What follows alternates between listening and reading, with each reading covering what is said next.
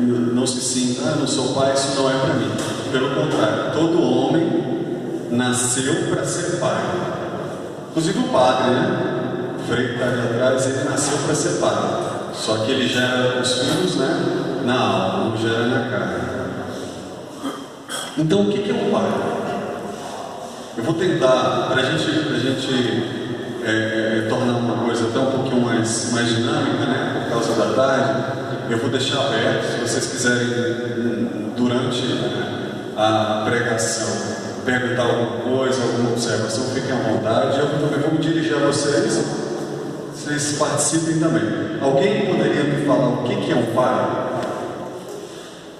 O chuto? Não é obrigado, pode ser quem quiser. Se quiser, não tem problema não. Cuidado. O pai é o pai é o que cuida. É, isso. O que mais? É isso? O pai é a segurança, né? Talvez isso mesmo. É o quê? O que ensina. Isso aí a gente vai falar sobre isso, é importantíssimo. O pai é o responsável, provedor. Oi? Educador? Isso, que ensina, educador. Protetor. Provedor, já falaram também. Provedor, protetor, né? O educador. São vários adjetivos para o pai, não é verdade? Só que a gente só vai entender o que realmente é um pai quando a gente olhar para quem? Para o filho? Também, mas não. O pai da gente? Também. Oi? Para Cristo, isso mesmo, para Deus.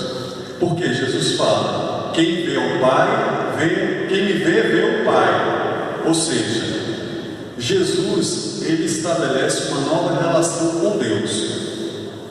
O que Jesus fala quando os apóstolos chegam a Jesus e falam lá no Evangelho? Jesus, Senhor, ensina-nos a orar. Como é que começa a oração que Jesus ensina? Pai Nosso. Ou seja, Jesus estabelece uma nova relação com Deus. Porque até então, o povo judeu não chamava, na verdade eles nem pronunciavam o nome de Deus, né? O nome de Deus era impronunciável. Então se referia a Senhor, mas não tinha Deus. E Jesus fala o quê? Jesus fala: Pai Nosso, né? Pai, por que me abandonaste, né? Então sempre Jesus se referia a Deus como Pai. E quem vê o Pai, vê a mim. Quem me vê o Pai. Então Jesus sempre coloca essa relação. Então, só que quem é Deus? Então eu perguntei para vocês o que é um Pai e quem é Deus. Se Deus é Pai, então quem é Deus sendo Pai? É o quê? É o nosso Pai. Tá, mas Ele é um Pai igual a gente? Não. Pai em espírito. Deus, lá na criação do mundo, episódio da Bíblia que todo mundo conhece, né? A criação do mundo. Na criação do mundo, Deus ele começa a fazer o quê? A criar as coisas, não é verdade? Lá no Gênesis, primeiro capítulo do Gênesis, Deus começa a criar as coisas. Então ele cria o sol, cria a lua, cria as estrelas, cria o mar, cria os animais, cria as plantas. Ele começa a criar. Só que chega um ponto da criação de Deus que ele cria quem? O ser humano. Exatamente, o homem e a mulher, o ser humano. E ele cria, quando ele cria o homem como? A imagem e semelhança. O que é imagem e semelhança? É porque a gente é parecido com Deus? Deus tem nariz, tem boca, tem orelha, tem duas pernas, é por isso? A consciência, o espírito. Então, a intimidade. Então, quando Deus cria o homem e fala: façamos o homem a nossa imagem e semelhança, Ele está colocando algo de divino no homem. Porque quando Ele cria o cachorro, criou os animais, então ele criou o cachorro, né? Criou o cachorro, o gato, o papagaio. Ele não chega e fala para o cachorro: esse é o cachorro, é a nossa imagem. Não é. O cachorro não é a imagem de Deus. O cachorro é todo animal, ele é criatura de Deus. O cachorro tem alma? Os animais têm alma?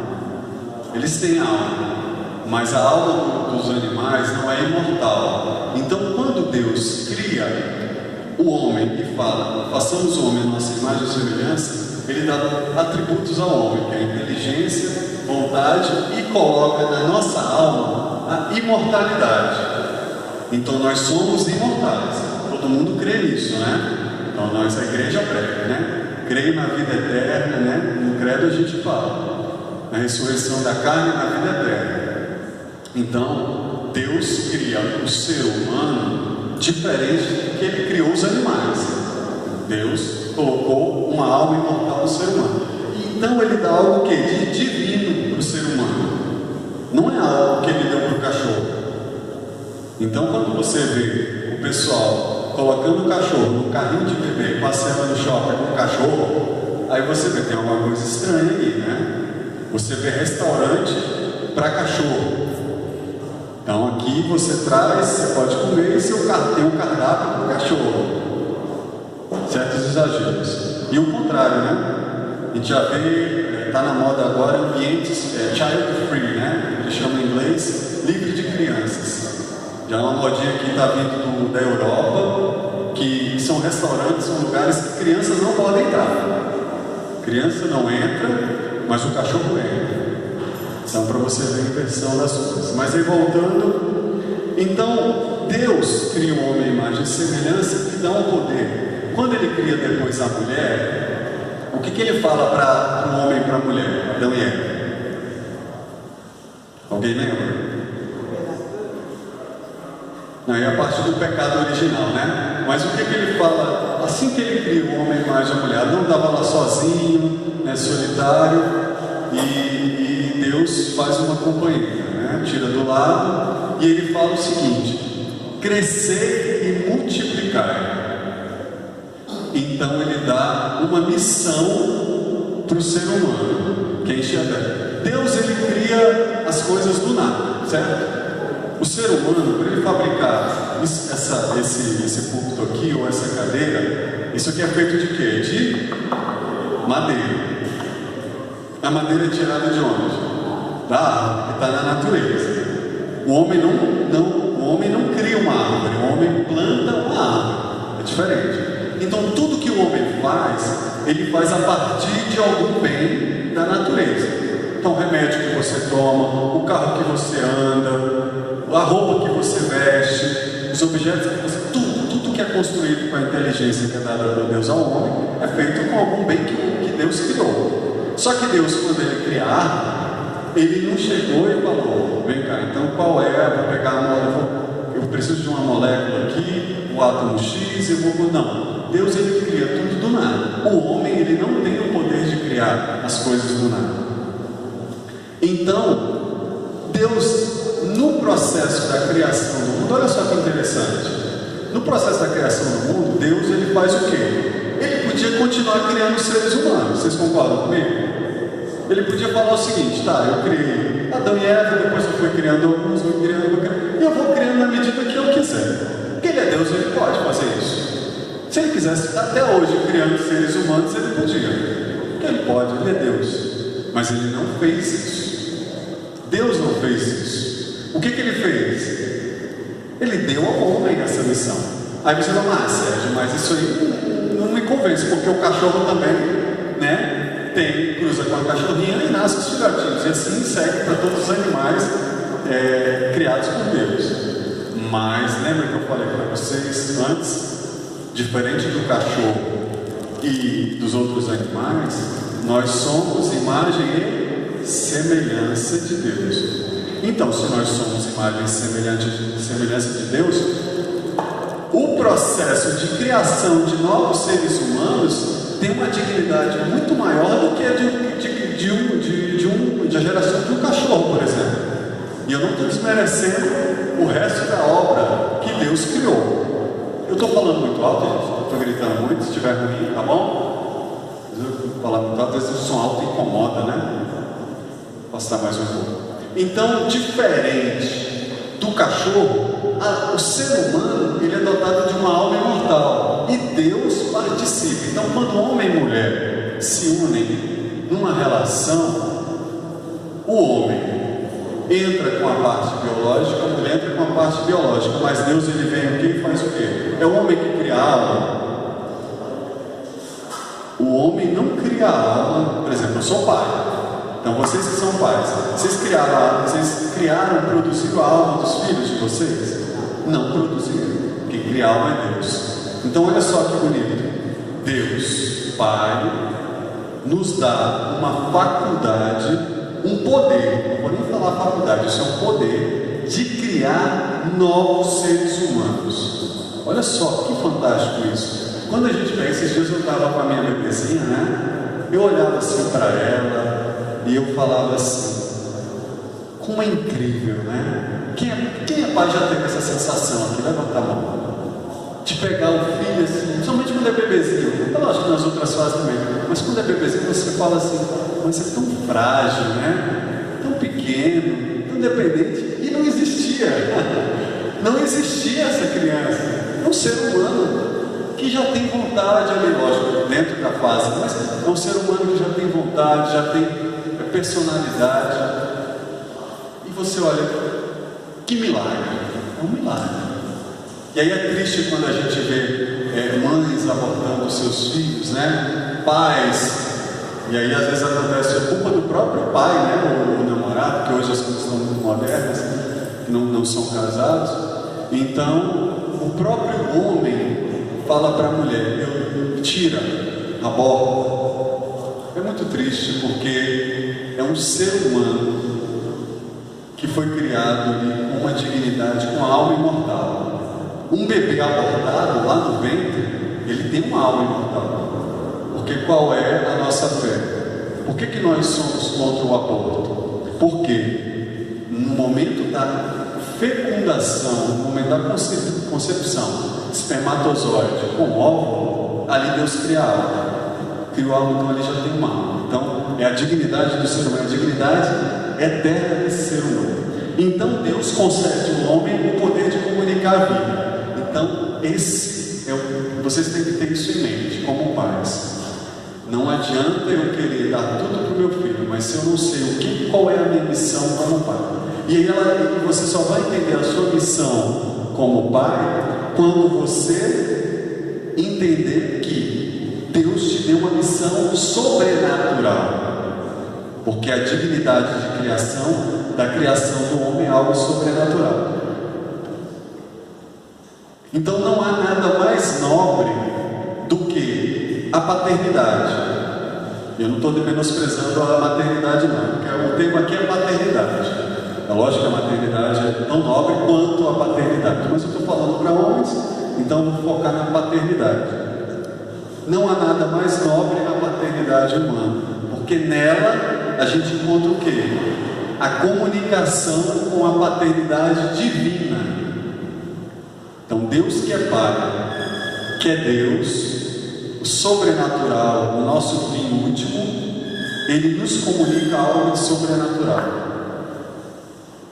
E aí o homem, por que isso é tão importante? Porque quando o homem entende a sua dignidade e a sua missão sobrenatural, e aí ele passa a ser confrontado com a consciência dele de pai. O que é realmente ser pai?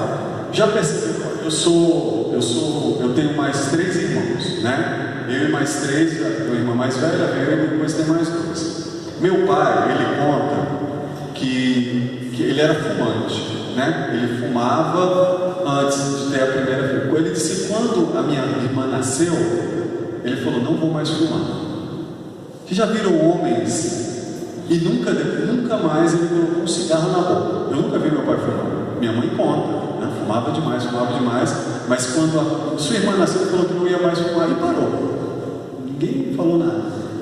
Então, provavelmente vocês têm alguns casos, né? Às vezes o pai que tinha um comportamento de uma forma, e quando ele vê a criança, E é isso, para quem é pai vai entender o que eu estou falando. Quando você olha para a criança, principalmente o recém-nascido, você olha assim e fala: meu Deus, e agora? Está na minha mão. Agora a responsabilidade é minha. Aí você, a sua consciência, o que vai? Poxa, eu estou ausente na minha casa, eu bebo demais, eu fumo demais, eu não trato a minha esposa com amor. E aí o filho, o que o filho faz? Ele transforma o ser humano, transforma o homem. Quantos homens são transformados quando têm filhos? Então, o homem recupera a sua dignidade de ser humano quando ele se torna pai. Mas ser pai é fácil? Alguém acha que... Quem não é pai, acha que ser pai é fácil? Alguém acha que ser pai é fácil? Tem ideia da dificuldade que é ser um pai? Talvez tenha, porque vem de uma família, né? Então todo pai é filho. Se todo pai é filho, ele vê. E aqui eu não estou falando só de dificuldade financeira, não, tá? Porque às vezes quando a gente fala de dificuldade, as pessoas pensam o quê? É dinheiro para pagar a escola, para comprar roupa, para viajar, aquelas coisas também. É tudo isso. Mas é muito mais que isso. Então ser pai não é fácil. E ser pai hoje é mais fácil ou mais difícil do que era há algum tempo atrás? É mais difícil? Por que é mais difícil?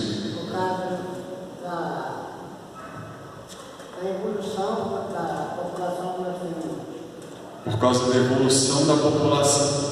Tá, então você está me dizendo que existe uma mudança da mentalidade das pessoas em relação a muitas coisas.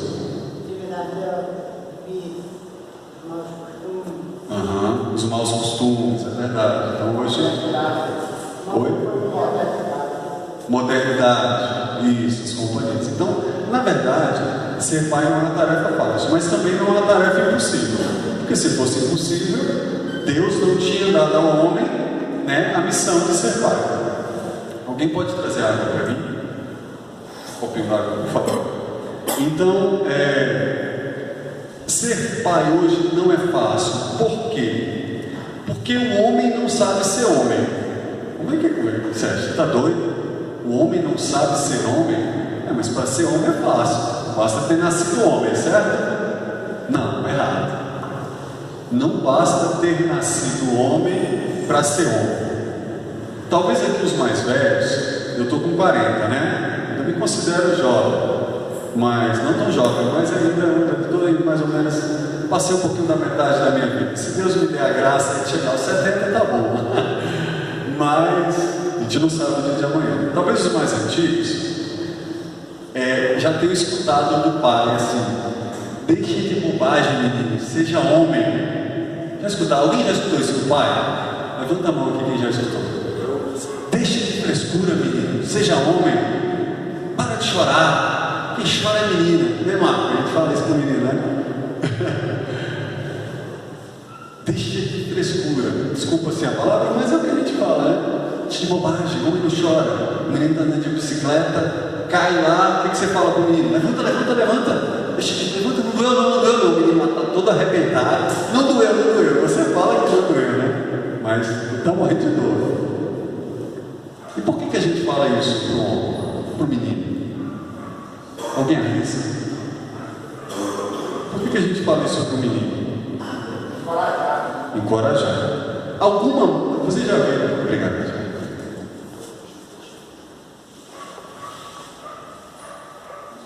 Alguém já viu alguma mãe falar para a menina, para a filha, né? Deixa disso, menina, seja mulher.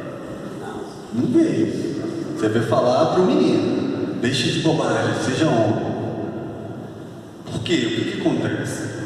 O menino, o homem, né? O filho, ele, quando um ser humano nasce, um bebê nasce, ele está o tempo todo com quem? Com a mãe. Não é verdade? Então existe uma necessidade biológica do filho em relação à mãe, uma dependência maior até do filho com a mãe. Por quê? Porque a mãe é aquela que provê. Estava até falando ali com o Marcos agora, minha filha está dormindo bem, eu acordo à noite, mas quem tem que levantar é minha mulher. Eu não tenho que levantar, porque ela quer leite.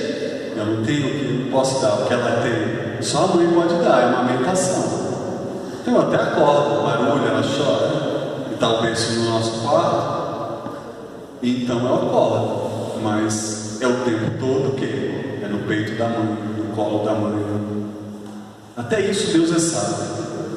O homem é duro. Eu sou magro igual um palito, né? Mas tem homem que é musculoso, então tem músculo, mas o músculo é mole. O músculo não é mole, o músculo é duro. Até os que são mais gordinhos, se você ver, não é igual o colo da mãe, né? Não estou criticando um gordinho não, gente, é brincadeira só, mas só para vocês entenderem.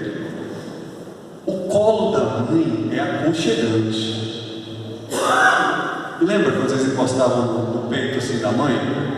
Eu tenho uma lembrança da minha mãe, eu abraçado assim, mais ou menos aqui na área do ventre dela. Isso é uma coisa que nunca saiu da minha memória. Eu abraçado assim na minha mãe, no ventre, né? Na região aqui da barriga.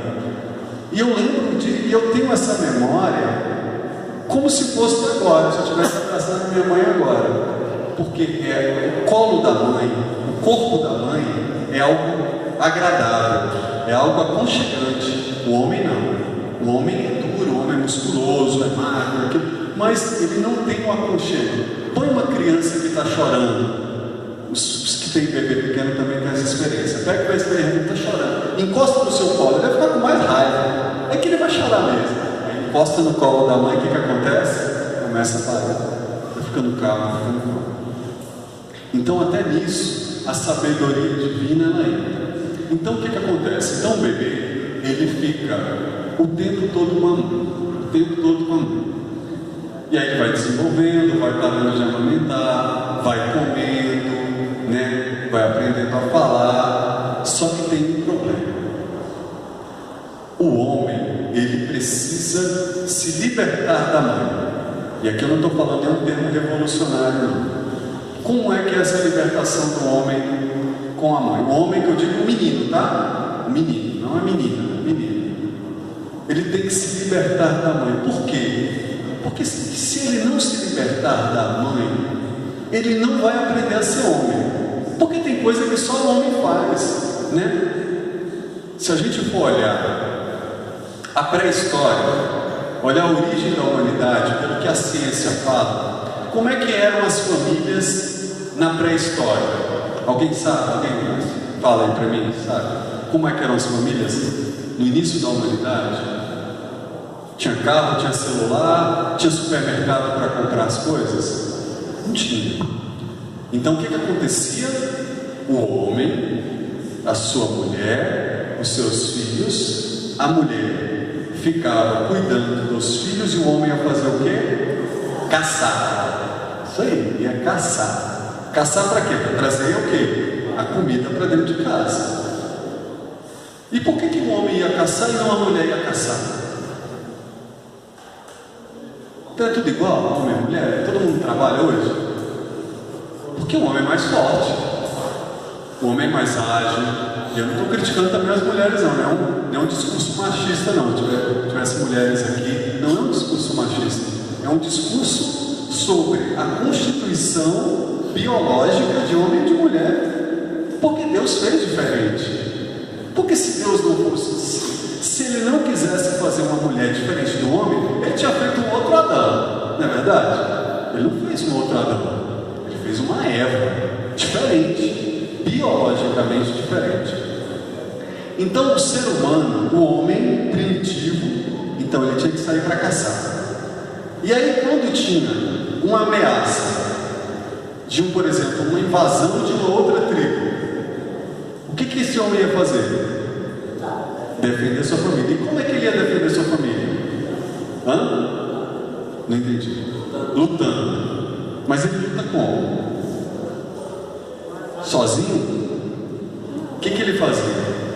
Ele ia atrás de quem? Outros homens. Ele não falava para a família dele, ele falava assim, mulher, o negócio é o seguinte, está vindo uma invasão aí, pega a faca da cozinha, dá uma faca para cada um dos meninos e vamos lutar. Não acontecia isso. Ele falava o quê? O contrário. Ele ia atrás de outros homens, formava o quê? Pequenos exércitos, que é o que a gente tem hoje, os exércitos, né? Não vai dar história, mas eu estou tentando ser um pouquinho mais primitivo. Uma tribo indígena, por exemplo, né? Então ele ia atrás de outros homens para se unir e falar: olha, está vindo ali, eles vão nos atacar. Se a gente não lutar, e se a gente não estiver disposto a perder a vida para defender quem? A família. Eles vão matar a gente. E vai matar o homem, a mulher e os filhos. Vai devastar. Então é isso que acontece nas guerras, né? Matam-se todo mundo. Então o homem, ele tem uma natureza biológica diferente da mulher. Então o homem precisa ser ensinado a ser homem. Porque se o homem se não se ensinar o homem a ser homem, ele vai se tornar o quê? Ele vai virar mulher? Não. Porque ele não pode virar mulher. Ideologia de gênero está aí, né? Fala que você nasce indefinido, então você pode se transformar em mulher. Mas isso não existe. Isso é coisa demoníaca, né? Então, na verdade, quando o homem, e aí eu não estou nem falando de homossexualismo, que ele não vai gostar de mulher, ele vai ser homossexual, não estou nem falando disso. Ele não vai aprender a ser homem. Vocês já viram homens que têm jeitos efeminados, delicados? Tem homem e é heterossexual, não é homossexual não. Homem heterossexual, às vezes pai de família. Você vê se esse cara é meio... um jeitinho esquisito, né? A gente fala. Por quê? Porque às vezes, aquela coisa que a gente falava, né? Criado com vó. Vocês usavam muito esse termo, né? Esse aí é menino criado com vó. O menino criado com vó nada mais é uma criança que não tem a presença paterna. Então ele começa a ter o quê? Trejeitos femininos. Por quê? Por culpa dele? Por que ele nasceu assim? Não, esse menino vai ser gay. A gente escuta isso, né? Hoje nas escolas, né? Ele é assim porque ele já vai ser gay. Não tem nada a ver. Não tem nada a ver. Isso acontece por quê? Porque ele está o tempo todo com a mãe. Quem é a referência de um bebê? É o pai? Não é. O pai ele tem contato com a criança pouco em relação com a mãe, ou quase nenhuma.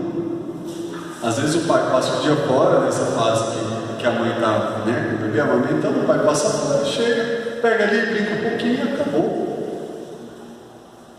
Então, a criança, se ela não houver uma ruptura, tem que haver um momento de ruptura entre o menino com a mãe. E aí não é deixar de ser filho dela, mas é para ele deixar de ser, de fazer as coisas que a mãe faz. Porque para a menina isso é natural. Para a menina, o que vai acontecer? A menina está do lado da mãe e ela vai continuar sendo menina porque está com a mãe. E essa transmissão de ensinamentos é muito mais natural e fácil para menino. Para o menino, isso é um problema. Então, a gente tem um fator aí biológico, que é afastar, né, uma necessidade, na verdade, né, psicológico de afastar o menino do mundo da mãe. Ele tem que se afastar do mundo da mãe. Por que eu estou falando isso? Mas Sérgio, o que isso tem a ver com o pai? O que isso tem a ver com o pai? Tem tudo a ver. Por quê? O pai, ele tem que ser homem. E aí, quando eu falo tem que ser homem, eu repito aquilo que eu comentei no início. Ele não tem que ser, né, homem biologicamente, porque homem nasceu do sexo masculino, é homem. Mas ele tem que ser homem. Então, quando o pai chega para o menino e fala: cai, levanta menino, deixa de bobagem, não doeu não, para de frescura, homem não chora. Claro que o homem chora. Todo mundo aqui já chorou, eu já chorei. Todo mundo chora. Mas quando o homem não chora, é porque já é uma forma de você estar educando o seu filho a ter essa ruptura. O homem, como eu estava falando, né? Mas agora, o homem, ele dá a vida pela família. Ele dá a vida pela família. Lá na carta aos Efésios, no capítulo 5, eu não vou ler aqui, mas São Paulo diz o seguinte: esposas, né, mulheres, sede submissas aos vossos maridos. Essa é a passagem, eu acho que as mulheres, às vezes, elas não entendem e ficam com raiva da Bíblia por causa dessa passagem. Mas eu acho que quem tinha que ficar com raiva era o homem. Sabe por quê? Vamos ler. Mulheres, sejam submissas aos vossos maridos. Maridos, alguém sabe de qual? Amai as vossas esposas, como Cristo amou a sua igreja e se entregou por ela. E como é que Cristo amou a sua igreja e se entregou por ela? Como? Dando a vida, olha só. Então quem tinha que ficar com raiva aí eram os homens. Ah, mas é fácil, né? Para a mulher o senhor fala isso, para mim só quer que eu dê a minha vida. Tá vendo? Olha, quando a gente começa a entender a missão do pai, a missão do homem, a gente começa a perceber como as coisas devem caminhar. Então, marido, amai as vossas esposas, como Cristo amou a igreja e se entregou por ela. Se entregou por ela, São Paulo não completa, né? Mas podia completar, dando a sua vida, morrendo na cruz, e a gente tem que morrer. E quando fala da mulher ser submissa, não é uma submissão que a mulher é empregada do homem, viu? Nada de chegar lá, olha, eu aprendi lá no retiro dos homens que você tem que ser submissa, viu? Então está na hora do jantar, não é isso. Submissão. Submissão. Está vendo em duas palavras? Submissão. Missão. Então, na verdade, o que? É estar sobre, por exemplo, tem algum militar aqui? Alguém que já serviu no exército, então? Lá nas Forças Armadas tem lá o suboficial, né, subtenente no exército, na aeronáutica.